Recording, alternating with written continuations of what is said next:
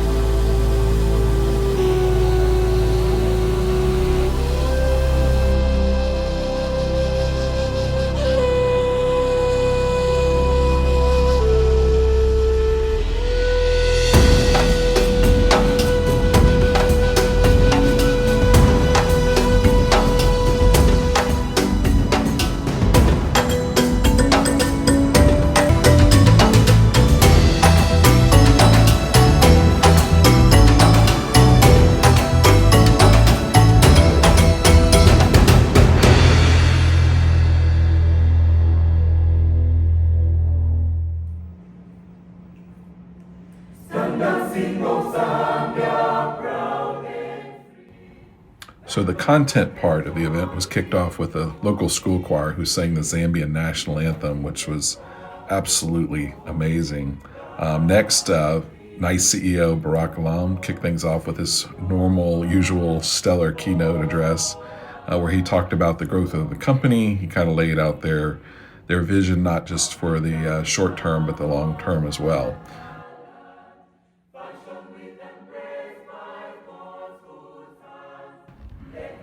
Next up was CX1 President Barry Cooper, and Barry talked about the correlation between CX and shareholder value. They'd actually done some research and they're able to tie together, showing the importance of providing great CX.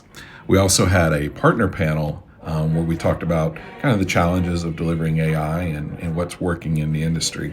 We also had a great customer panel with folks from Carnival, Hyatt, and H&R Block. And yes, of course, there was some time for some networking too, and that was a lot of fun doing things like safari and getting to see the beauty of Africa. It was a special time that I'm sure none of us will ever forget. Stick around for my 3 takeaways from the NICE Analyst Summit 2024.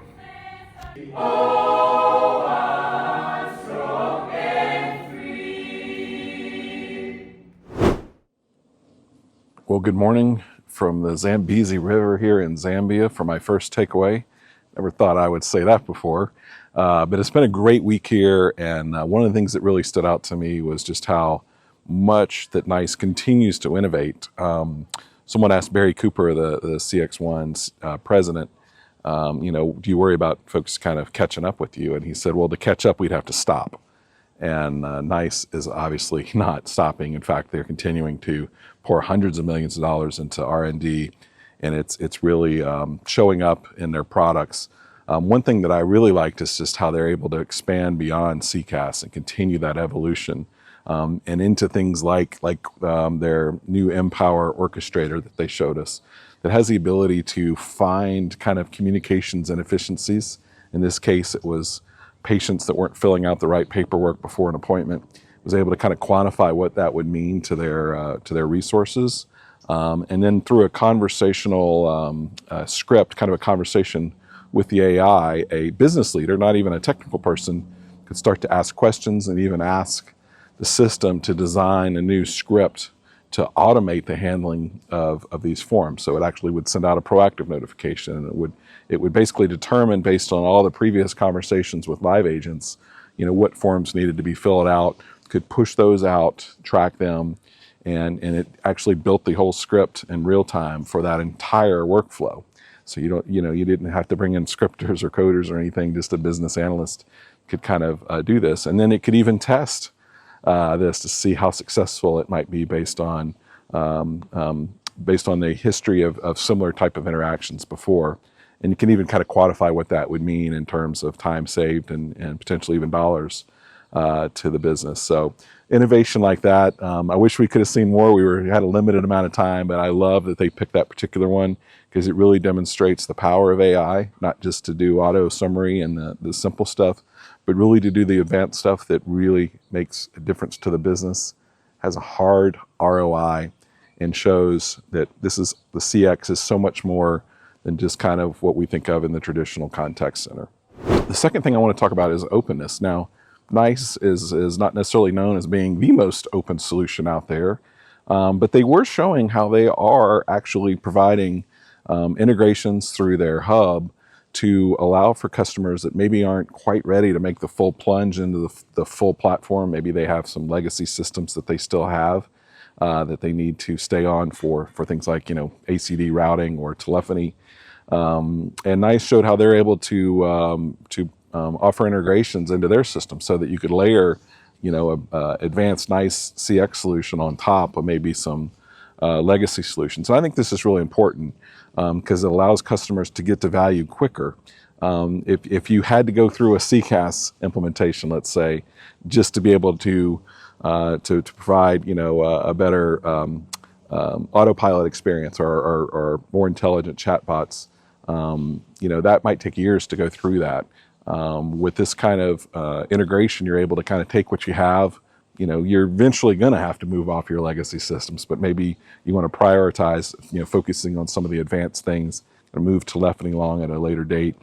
So I was really glad to see NICE talk about this, and they even said it's something we maybe don't talk about enough. And I would have to agree, because I think that while the value of having everything under the same platform with a single AI is a very, very compelling case, just in the real world, you do run into these situations where customers are a little bit tied to legacy architecture, legacy systems. And so being able to leverage those and still take advantage of the advanced functionality of NICE is something I was really glad to see them talk about, and I hope to see them talk about this more in the future.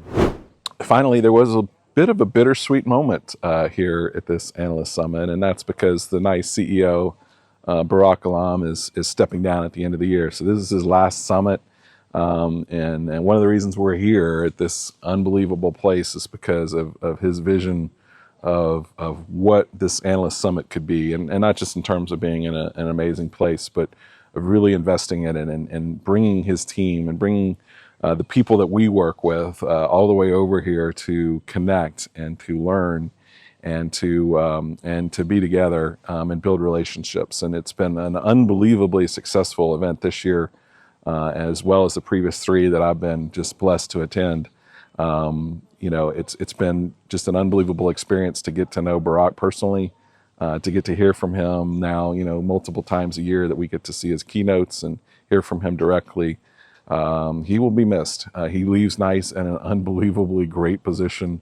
They're a market leader across all industry analyst reports. They are a market leader in terms of gross margin. Their revenues are approaching $3 billion a year. They have lots and lots of cash to continue merger and acquisition strategy. They are in a very, very healthy position. They have no debt. And so the incoming CEO steps into big shoes, but he steps into a company already successful and already poised for success in the future. And personally, I just want to say how much we'll miss Barak in the industry. He's not just a leader of NICE, he's been a leader in the entire CX space. Such a powerful voice. And I know that he will be missed, and I know we all can't wait to see what's next.